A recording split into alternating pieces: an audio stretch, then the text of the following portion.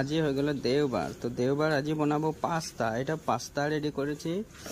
এইদিকে তোর মাশরুম, আর এটা পেঁয়াজ, আর এটা হয়ে গেল ডিম। তো এগুলা মিলাই বানাইছি, কড়াই বসাইছি।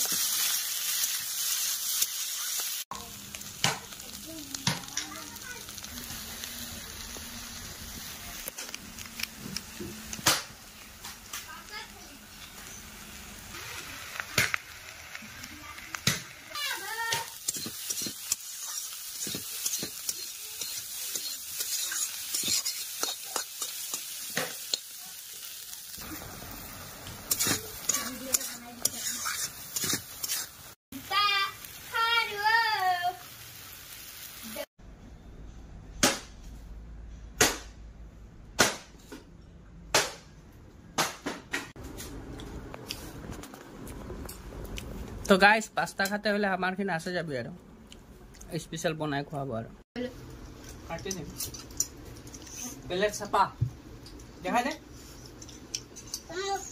মজা আনে বলে আর